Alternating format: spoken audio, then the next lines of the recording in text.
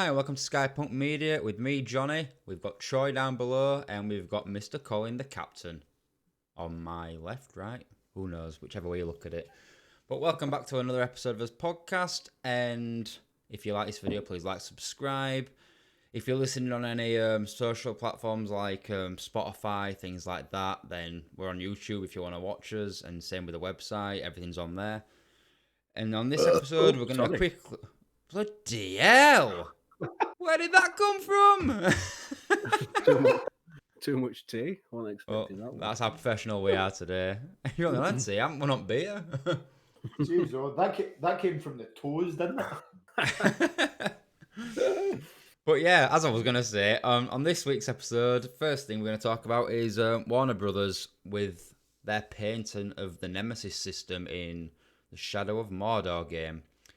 And it's not just that, I don't really care about what system they patented at all. It's basically the fact that we're now putting patents in against game mechanics, which is going to cause a lot of issues if it starts spiraling out of control with everybody. It's just going to be ridiculous because, as I see it, games borrow so many different mechanics and things and systems from other games, and it's always been like that. It's never been a bad thing. It's like just the thing with like the Zelda, Breath of the Wild, and Phoenix and Genshin. They've borrowed stuff but implemented their own things and improved on ways and things like that. So I feel like it's gonna go a bit crazy if it becomes a new norm to do this. I mean, what's it gonna be like with games with loot crates and systems like this? And oh no, it's gonna ignite something, isn't it? Because I can understand why though. I mean, if you create something and you're proud of it and you don't want anyone else to sort of recreate that and build on what you've done, it's intellectual property at the end of the day, isn't it? So yeah. I can understand why, but it's gonna fucking spiral out of control. This, you can see it, can't you? Yeah, you've even seen people moaning about it already because people are saying, right, you're patenting this system built on other things that you've took from other studios. Do you know what I mean? Your game's not just solely about this Nemesis. You've borrowed other wee things to, improve it, and that's what a lot of these games do. So it's kind of it's a dangerous one to go down. Essentially, that's all it ever is, isn't it? You take something that somebody else has done. It's building on whoever invented the wheel, isn't it? And making a car out of it or what have you. It's the same thing. You're taking somebody's work or aspects of that work and improving on it, and that's how progression works. So it's just going to stunt that progression in the gaming development community, I think. Yeah, if it does spiral out of control. I think they took the main things in that game. I think it from Assassin's Creed, a lot of the traversing around the world and the towers and things like that. I've only played the first game. What were it called? Shadow of Mordor were the first one or something. I only played a bit. It's not really my type of game, but I understand it. But yeah, with game systems, it's like, what point does it become like a new system on top of just a basic gaming need that's always been there from the beginning? A developer's going to get cut out of certain ways of doing things just because of that. I mean, this is a game system that's specifically designed for something that's on their game, but if it becomes something that's used quite a lot in the gaming industry as it is, I mean, how far is it going to go? I mean, it took them a lot of attempts by the sounds of it. They've been going at it for ages to get this Nemesis system going, but I don't really know anything that's really taken that Nemesis system anyway, and why they're so... I don't really understand why they're going all out, making numerous attempts just to I'm do not even this. sure what it is. What is it, this Nemesis system? I am not too sure. Please say you've played it, Colin. I've played the first one. I've been meaning to play the second one, but the first one I played years and years ago. But I remember it being a big deal just because of how the enemies will constantly react to how you progress through the story, how you act with certain characters. It was almost like it was always learning as you were progressing rather than being stagnant and just a one type enemy. Remember things that you've done and things like that, and it would create all these different options. So whatever you choose, the kind of game would kind of sort itself from there and pick a kind of path that it was wanting to go down. But it was great when you first played it. But I've seen a lot of people want developers to use the Nemesis system in a lot of other games, but nobody's really bothered yet, and I don't know if that's because, as you said, Johnny, they've been trying to patent this for quite some time. Yeah, maybe it's just it's that complex. Is it like a really complex system or something? I've just looked. It doesn't sound anything complex to me. It's just it's a unique feature that doesn't sound too amazing to me. That would remember the player's actions and even recall them when encountering the player next time. So it's just a form of AI, isn't it? So yeah, it's just with conditions met and things like that. It's just a normal conditional thing. It's to me, it doesn't seem anything too fancy. So I'm at the wonder it was hard to patent, but I just don't understand the reasoning behind it because I don't see many people taking from that. But I mean, it's almost like go on. No, sorry, Johnny. Sorry. I was going to say, at what point does that when do you start treading on their toes with this, with systems that work on conditions with enemies and things like that? I mean, there's loads of games when it reacts to stuff that you've done, and I just don't get it. I really don't understand what will be the threshold on it. It doesn't make sense to me, and I think I know what you're saying. It just might be the way that it's structured that's been patented. Yeah, I think it's just how obviously it just changes to suit the player's playing style. I don't think it was ever kind of set. No, if you're playing like I don't know, like a game like Phoenix, a lot of the stuff is scripted. No matter what you do, it's already kind of buried in. As with Nemesis was almost like twisting it a wee bit. So if you came across a guy and maybe you failed to beat him that day and he escapes, when you see him again, he's going to remember that battle. As with a lot of games, it would just be issues you into another battle with the person. As with that kind of. That's what we want from newer titles now. We want stuff that's going to force us to learn and try different things in order to progress. And if this is going to stunt that and stunt other developers using this mechanic to provide us with that, then it's going to be ridiculous, isn't it? It's not the first person to do this because I think I read somewhere that I think when Mass Effect came out, they did that with Mass Effect. You know, when you've got the dialogue options, it was like a circle, and you kind of go to each branch in one. Oh yeah. And they'd kind of, I believe, had patented something that you can't use that, but like other developers did find a workaround. So it's like when you get, I don't know, something like Assassin's Creed title now, it just comes up with options that you just select rather than in a speech bubble type thing. Like a dial. It's funny you say that because Dragon Age does the circle, and that's BioWare as well. So that's interesting. But yeah, I'm sure there's ways they can get around it. I mean, if there is a way to like recreate this Nemesis system with just a quick step that bypasses the patent, it's like it becomes pointless. Yeah, it does, doesn't it? But what we don't want is it for it to spiral out of control and developers reacting to this and trying to patent every single little mechanic. Yeah, it's becoming ridiculous because some games do spawn these new mechanics and then other developers will take it and make it a lot better or even perfect it in some circumstances. Yeah. And I don't want to normally you choose a game whether you like the look of the game or you're into it and stuff like that. I don't want to start having to choose games just because of the specific systems they've got in place. It's like, well, we're never going to see that system again on another game, so I'm going to have to play that to even experience the thing. You can just see how it's going to go. It's not going to go down well, but if it took them numerous attempts to get this one patent through, and I'm guessing there's going to be steps to bypass it, there will be. People are smart, but if it took numerous attempts, I don't even think people are going to be bothered. It just depends how bad it goes. But it's Warner Brothers, but if EA try anything like this, then God help the industry. That'll be everything done. But yeah, I know. You're right with that. But ditching that aside now because we only know so much about it and that's those are his opinions. The next subject, don't have a clue. In it, I looked a bit about the Nemesis system, but there's not too much. But it's just it wasn't even the system in place; it was just the whole thing with patenting in an actual system in a game. I think the latest was as went through now. Do you know what I mean? Yeah, I think that's all it is. There's no details, is there? So it's been successful, so it's almost like, right, well, let's see what you're going to do with it next. And also, let's see what happens with the first developer, first team that kind of try to use a slither of it to see if they get a reaction. This is interesting. They've been trying since 2015. So that must have been around their first game.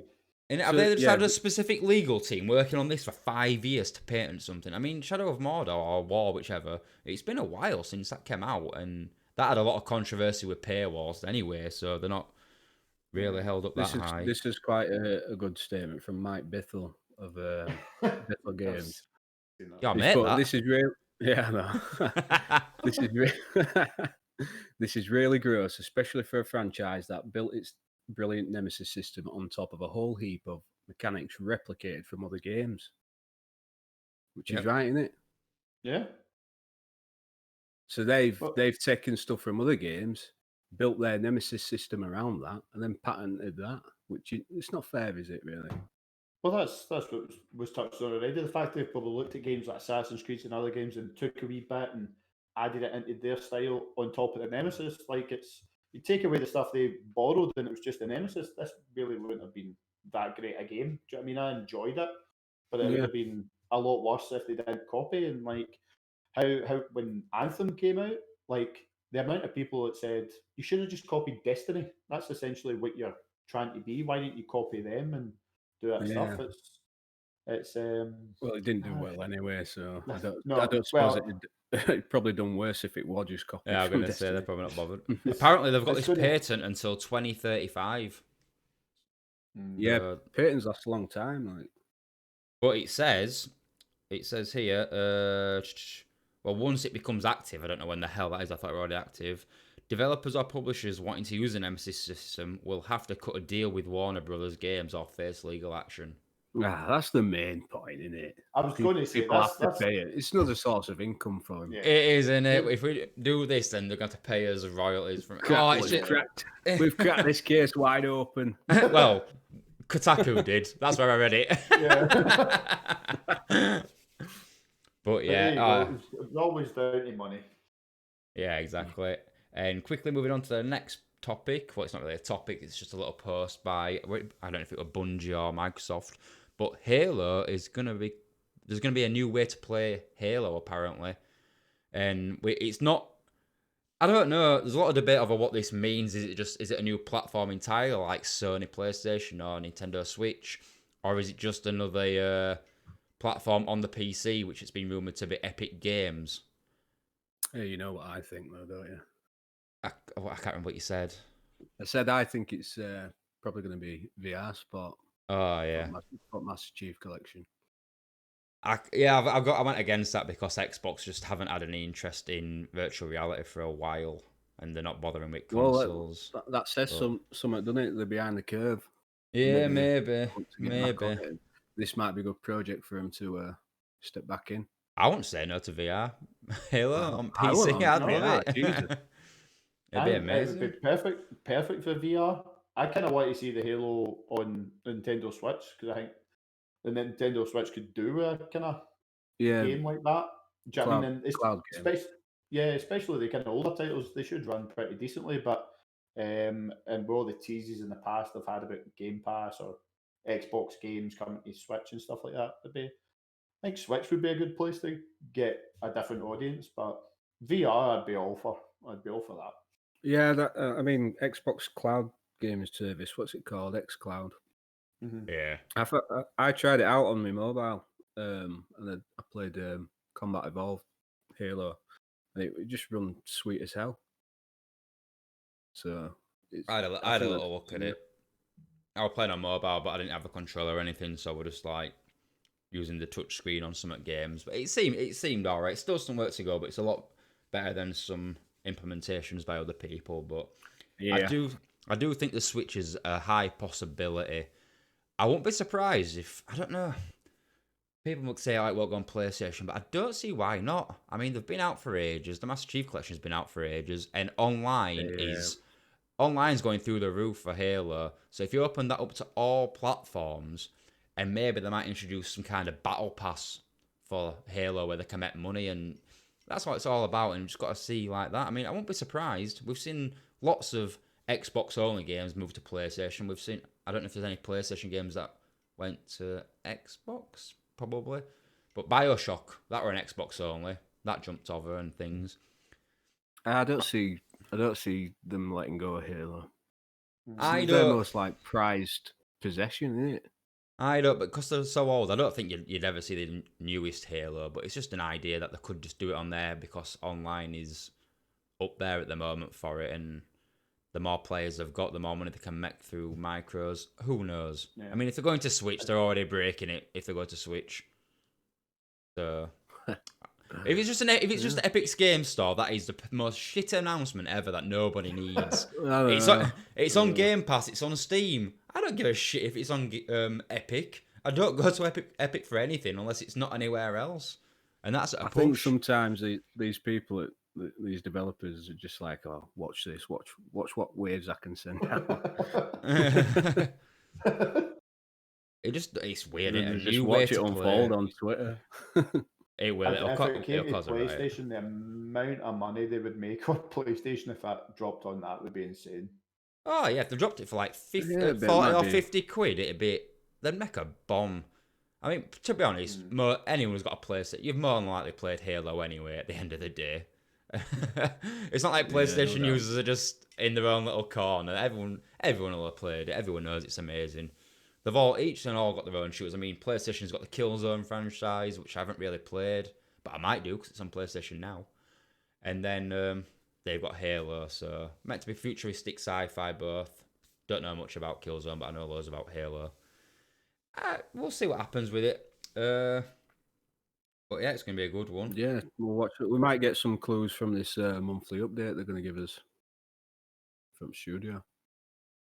What, are they just doing monthly updates all the time to release now or something of... Yeah, they said so. Well, we'll see then. They might reveal something. They need to just do it because a little tease, it's not going to gain anything from a tease. May as well just tell us, but... Yeah, it's killing me. On another issue, I'm going to talk about... You've already heard me rant about it. And praise it in other ways. Control. The game Control. So ever since it's doing any spoilers. I'm not doing it. There's no spoilers. But ever since it came out, I always looked at it like it wasn't my type of game. I always thought it was just going to pick up on this telekinesis aspect, and it's been done in games, and I thought, oh, just another third-person shooter with a gimmick. I've been there. It's dull, but I started playing it because the Ultimate Edition came on PlayStation Plus, so I downloaded it for free. Started playing. I played 5 hours, and I enjoyed the first few hours. I mean, the story, amazing, mysterious, jumping in. The gameplay was all right, but unfortunately, that's what's left me to delete it and stop playing because I was so bored and worn down from it. It's just the same. Like I know you liked it, Colin, and stuff. I don't care if anyone likes it. It's up to them if they like it and things like that. But I didn't enjoy the constant waves of the same enemies every time I entered a room, using the same abilities and shooting. And yeah, did you say it's not a AAA, is it?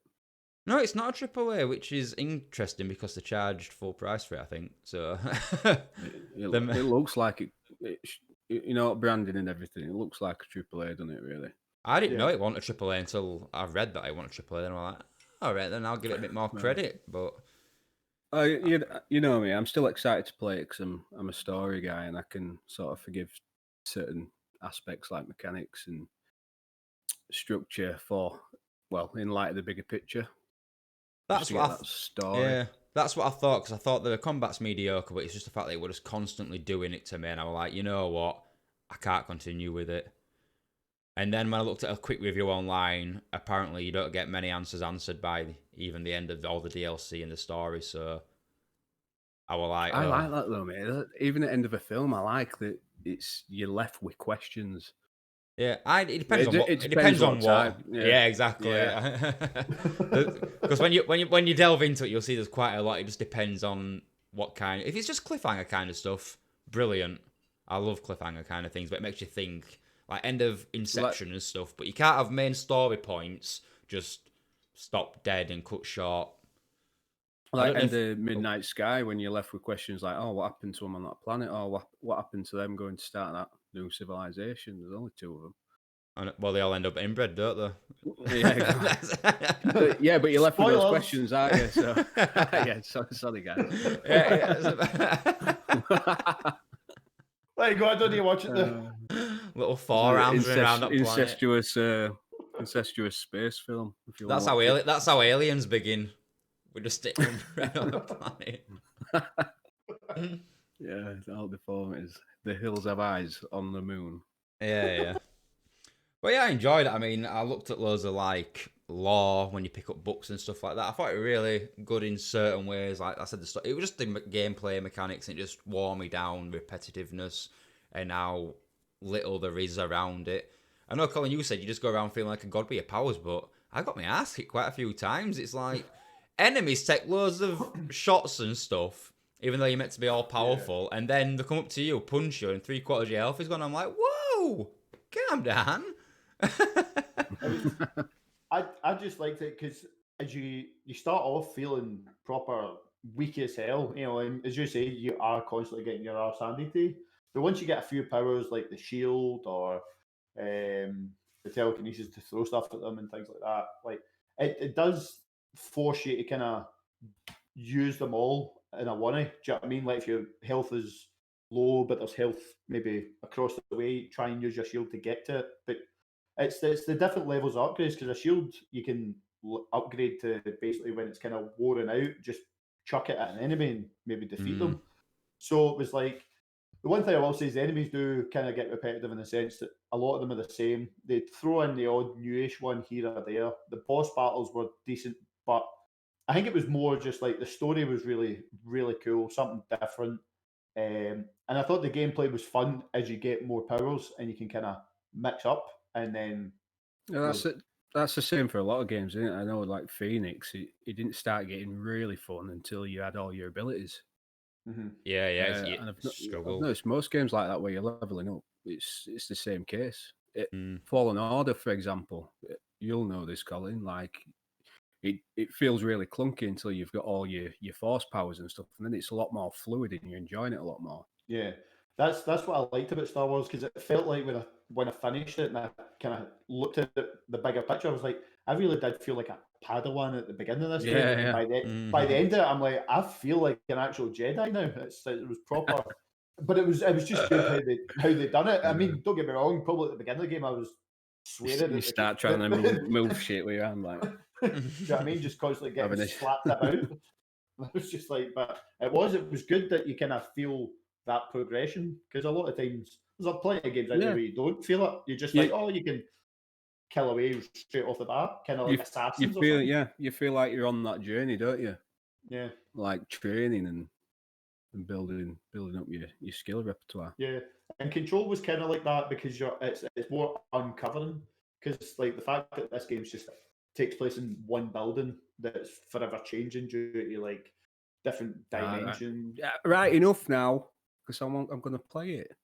I love that aspect of it, by the way. All that stuff. I've put it as a movie or something like that. I'd love it. Get Netflix to make an original, because the story's really good. There's so much in there, but yeah, for me it was just a gameplay and it's worn me down. I mean, I'll wait for one of your reviews, or if Troy does a playthrough online, I'll watch that if he manages to get through it. But yeah, well, that's my story about that. I just thought I'd share that. Graphically, though, I didn't see much graphically amazing about it, which is what everyone banged on about, saying, "Oh, graphics are amazing." I was like, "All right, they're average." Yeah, I never thought the game was anything stunning like some of the games you can get now, but I thought like it looked good for what it was. But I think that the ultimate edition of Control on like a PS5, or I don't know if you can get something similar on the Xbox, like it's definitely the way to play it now, because even I played it on a PS4 Pro, the original when it came out, and it struggled to hit 30 frames per second like consistently. It would constantly dip, like it felt a bit broken, and it was just your luck if you had a good run or not. But in this game now, the fact that you can play it smooth as hell at 60, it makes all the difference. I'm having far more enjoyment with it this time round than the first time, just purely for the upgrades that you're getting now. Yeah, it's smooth as hell. I've got the Ultimate Edition on the PC, so I should get the same sort of experience. Yeah. I tried the ray tracing option on PS5 and it was absolutely shocking. I know it locks it to 30 frames, but try it, Colin. It's absolutely awful. Right. It feels like it's less than 30 frames. your camera and everything is so laggy and delayed. I was like, how can anyone play like this for a little bit of ray tracing on the shiny floors and stuff? I thought the reflections look pretty good as it is. We're just standard, never mind with real time tracing. You don't need it. It's such a gimmick, especially on console. I hate it. Honestly, that was probably, you take ray tracing out, and that was the experience on like a base PS4. Do you know what I mean? It was just constantly like that when it came out in the PS4 originally. So I don't know how anyone wouldn't play it at 60, because the smoothness is the best way to play it. The ray tracing is not going to add anything, I don't think, because it is graphically probably as good as it's going to get without. And to suffer for the sake of a little bit of ray tracing, I think 60 is the only way to play this game, because it makes a world of difference. They pissed a lot of people off with this as well, didn't they? Because you had all that controversy with the normal edition and the ultimate edition, and then both in February. Well, I think in January they put the standard version on Game Pass, and in February they put the ultimate edition on PS Plus, and a lot of people feel robbed as hell because what was it? If you had the normal version and you wanted the ultimate version, you couldn't upgrade for free. You had to purchase the full game again because they said it wasn't possible. Then they accidentally upgraded people to the new one and then revoked it, which idiots. So then, after some fans have gone out there, they bought the normal edition, they bought the ultimate edition, then 6 months later you've put it on for fucking free. Jesus. Yeah. What a way to treat people that have supported you. Is it on Game Pass? Yeah, it's standards on Game Pass, but not the ultimate. Right, it's not the ultimate, yeah. I would say, because I just bought it and then I heard that it was coming out for free on platforms. Yeah, that was the same with the PlayStation, because like everyone was raging when they said about the ultimate, and because I've got the PS4 base game, and to get told that you're not getting the upgrade for free when other games are doing it was like, and then for them to say, as you said, Johnny, no, we can't do it, but then accidentally it did allow it for players. So everyone was like, you're talking shit, and then better yet, and I think it was January, the Ultimate Edition for Control, and I think maybe before December as well, they did it once, where they dropped it down to like £15 to like obviously coax people like to buy it, and then so in January it's sitting there in the PS store for £15 for this Ultimate Edition, and then next month it's like free. And if you look at a lot of people, they're like, I literally just bought this for 15 quid last month, and you've gave it away for nothing now. So they were just constantly dropping the ball. Not good, is it? I think I bought it for $17.99. Yeah. CD keys. Their marketing team really needs shooting, because that were handled so bad, and they've pissed off so many members of the gaming community. For people that even love the game, I think it's average, but people that love the game, and like I said, they've bought 2 editions and spent 80, 90 quid, and you've just give it to everybody for almost free just for having a membership. It's absolutely atrocious. It's ridiculous the way they've treated it. It really is. The fact that even they wanted the full price, even if you already bought the game and the season pass, and then try to lower the price for you still to coax it to eventually it's almost like they just gave in and went, we'll put it out there for free. But for all the people that might have bought it at full price and then even on a deal, I think it's just shocking the way they've done it. I wouldn't have minded if they just said, for a lot of games, I wouldn't mind if they just said, look, we've got to do some work to upgrade it, blah, blah, blah. £10. Pay £10, you can upgrade your edition. Anything like that, but don't try and rip people off with a full price game. Yet again, that's not even a AAA game. That I don't even see should be £40. It should be about 30 or something like that. But it makes you wonder, don't it, whether it were just an oversight or something. Because like in from a AAA developer point of view, that'd never make it to fruition, that decision. There's something definitely not right with it. No, definitely. But yeah, it put a sour patch on game. Even though I didn't want to play it, it made me not want to play it even more. I only played it because it was on there. But anyway, we'll end on a high, because I just want to end something a bit different to games. I want to talk about movies, and I want to see what everyone's excited for that's coming out this year. Well, hopefully coming out this year, because we know everything's getting delayed and changed. So, Troy, what are you looking forward to? Oh, don't get me started, because... Name them all, because I know you've got a few. Right, June, which I hope soon. December the 2nd. Is it December this year? Oh, yeah, stupid. Yeah. It's finished. It were ready last December. A Quiet Place 2. That's September, isn't it? No. It's April. I think that was just a year delay. I think it was March or April. Oh, yeah. Batman, which has been moved to next year, I think. Has it not? Yeah, I think so. Possibly, Yes, I'm pretty sure it was. Matrix 4, John Wick 4. There's one I mentioned, and you know what it is, don't you? Is it Godzilla and Kong? No? No, I'm not bothered about that. I'm not too I'll bothered. watch it. I'll watch it, yeah. Just I won't for bother about visuals, any of them. Yeah. I can't think about else about you, Captain.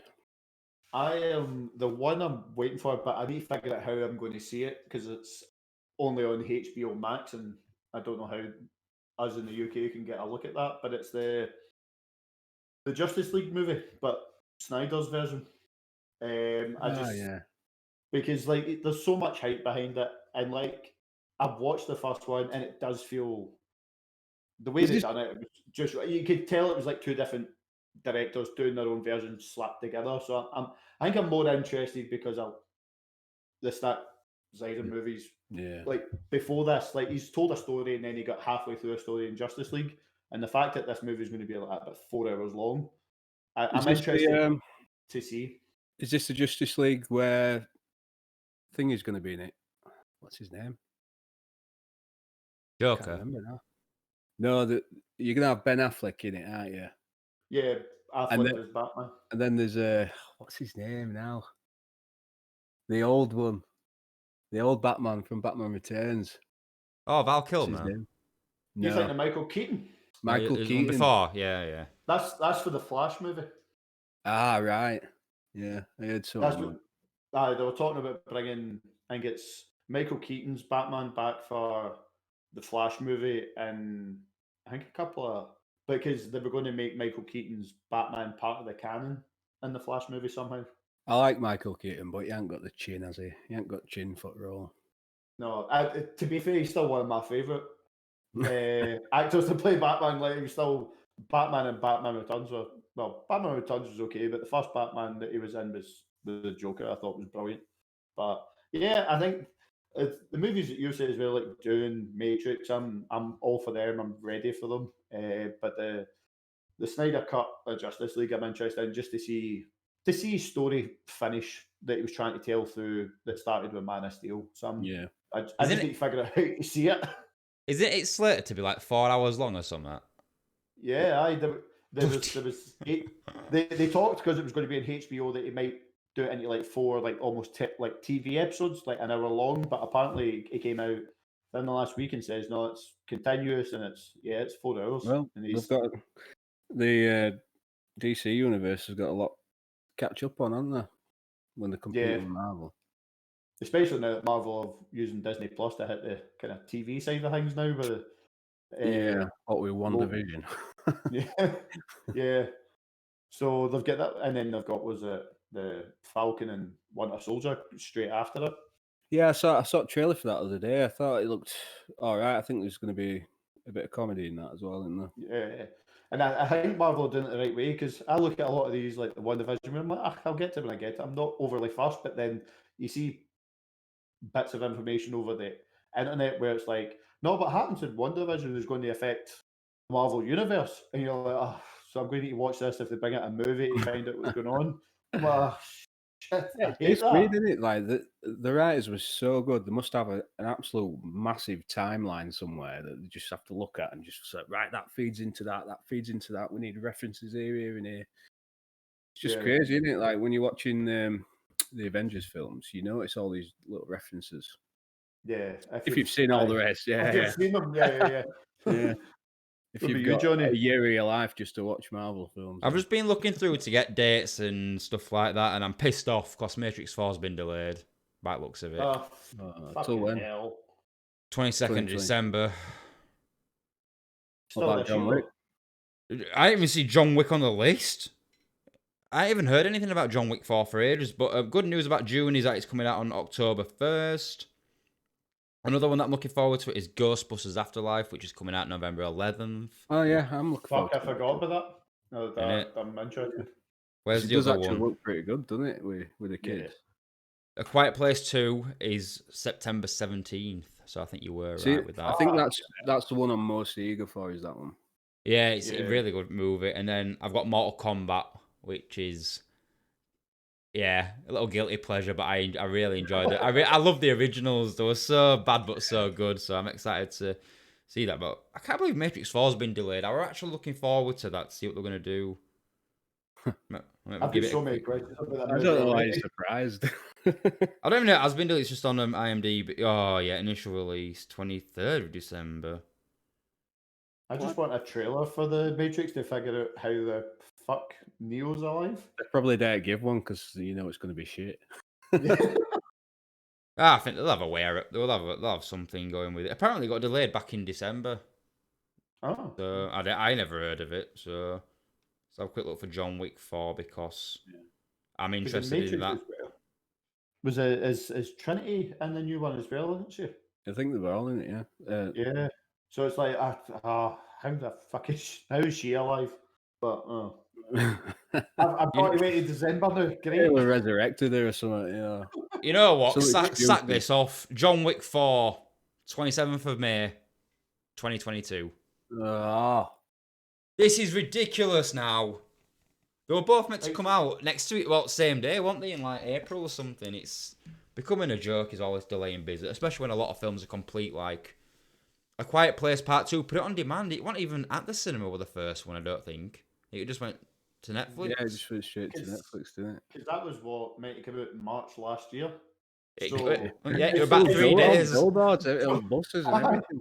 It was on even like August last year. It's still saying March, from 2020, and it's just like, right, so it's done, it's ready. Like as you say, like a lot of people I think would watch it if they put it on like the Sky Store and all that kind of stuff. Just release it.